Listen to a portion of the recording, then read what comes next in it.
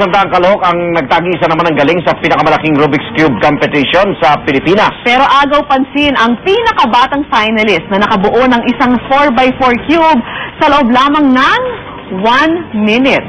Sa sisiraw na Crisostomo.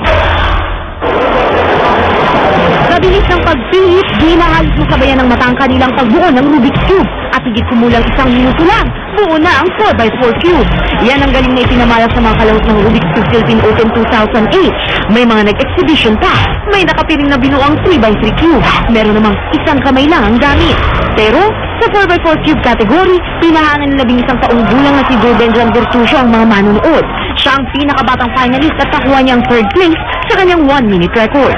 Nung una-una lang, laro-laro. Basta may nakita akong mas mabibilis sa akin. Ayun. This is a mental calisthenics. It is a skill. Tapos yung sharpness of mind and eyes. Second placer naman si Mateus Maintino de Almeida na may average na 74.62 seconds. Ang first placer naman si John Jerome Bautista, 74.18 seconds average ang nakuha.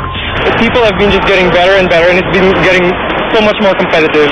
What separates first and 10th place is milliseconds. Pagmamalaki ng Philippine Cubers Association, ito na ang pinakamalaking kompetisyon ng Rubik's Cube na naitala sa buong mundo na may mahigit 100 kalahok. At kung nais niyong matutong maglaro ng Rubik's Cube, ito ang payo ng mga eksperto. Hindi lang para sa genius itong Rubik's Cube. Kahit sino pwede. Basta meron ka lang determination, interest, time. Yun lang yun. Practice. Ako si Rauna Crisostomo ang inyo. Saksi